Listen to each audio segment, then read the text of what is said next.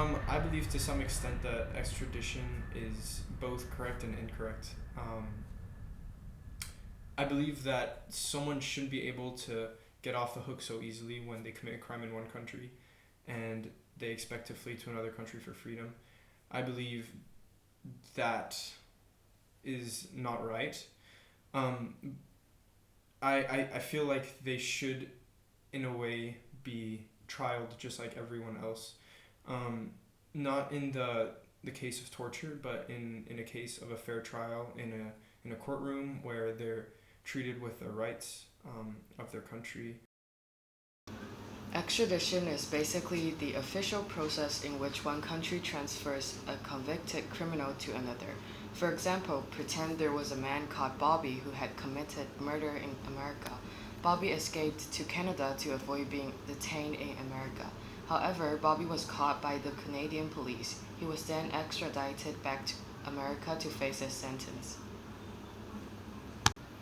Any fugitive that has committed treason, felony, or another such crime is to be turned over or extradited back to where they have fled.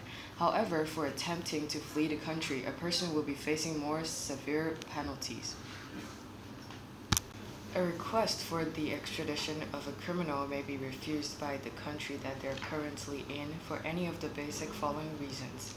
First, if the person whose extradition is requested is a citizen of the state they are currently in, or if the authorities of the requested state have decided not to extradite the person in question, or if the imprisonment in the requested state is pending for the same offense.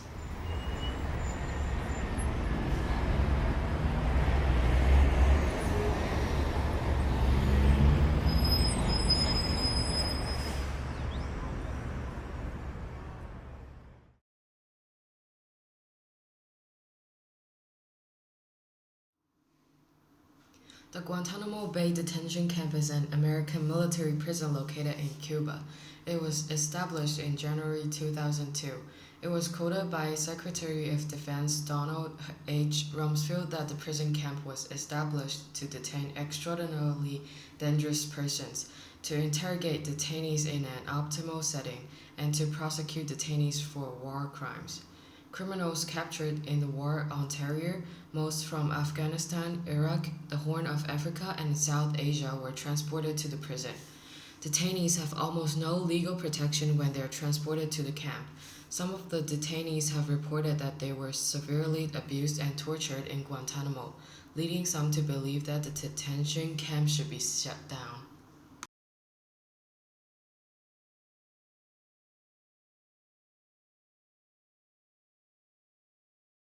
We went into the Asian like every day without fail. Sometimes 2 days, 3 days. We would not. Sometimes obviously that's when the harsh treatment started, like the stress positions, loud music, strobe light, dogs, beatings. They would cuff your leg irons to a hook on the floor with a padlock, make you crouch, force your arms underneath your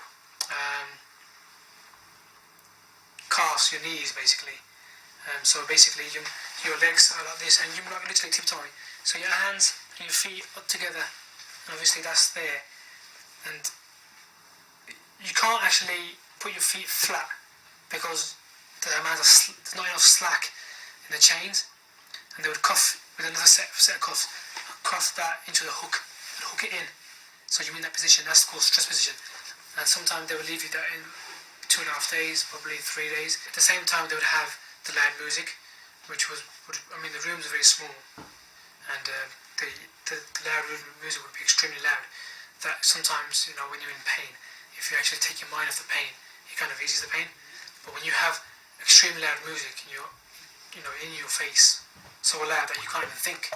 I've ever been to a club and you're there for too long and you think, damn, I need to get out of here. It's kind of doing my head in. And that's the situation you are put in, because for the first maybe 4 or 5 hours it's just music, but later on the music turns into a screaming noise and banging and just like scratching noises, and all you can hear is like the individual instruments banging away, and eventually it doesn't become music anymore. It just becomes like horrendously annoying. Do you know what kind of music it was? First of all, it was Eminem. They're playing Eminem to us on the first instant, and obviously they realised it wasn't working, So, but obviously I never knew what the purpose of movies was at the time. I kind of found it very odd. When they first played it, and I thought, why did they put music on? Especially they put Eminem. I thought it was an error. It's probably for the soldiers. They've got, they listen to it in the spare time. They just pressed it by mistake, and they've gone. But after 6 hours or 7 hours or a day, it becomes extremely painful to your head, and you feel like your hair's gonna explode. And you start seeing things, you start hallucinating things. The pain becomes unbearable, and I think the psychological part of it is much worse than the physical, because physical, you can always recover from physical pain. Bruise, broken arm, it will always heal no matter what. When you're scarred psychologically, once you've gone crazy, it's very rare someone who goes mad that comes back to normality. It's a miracle. If it happens, it's a miracle.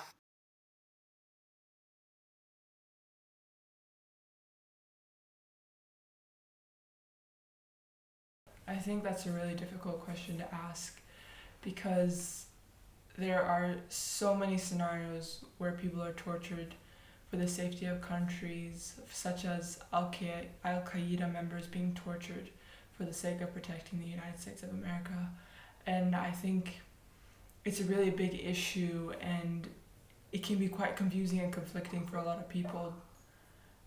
And I think if they're willing to give information on the basis of protection and freedom, but controlled freedom, I think then torture is not necessary. But if they're very devoted to their terrorist group, I think some forms, that extremist forms of terrorism, of torture, should be used. There are some torture methods where I think is completely unnecessary, but I think if that's the only way to get a criminal to talk for the sake of saving 1 million lives, I think it might be necessary, as long as it's controlled and not as extreme as it is today.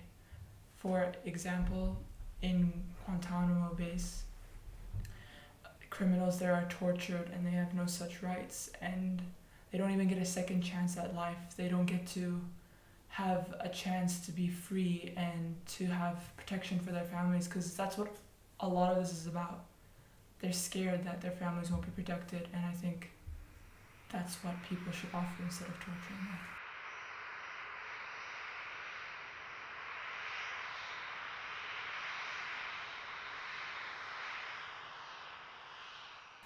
What do I think about extradition? Well, for the most part, I'm really okay with it.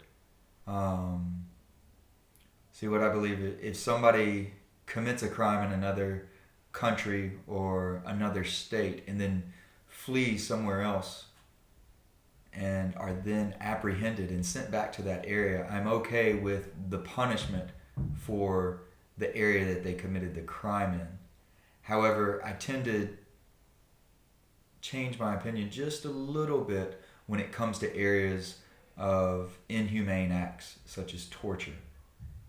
But in general, being someone from the United States, I would say that I'm okay with it.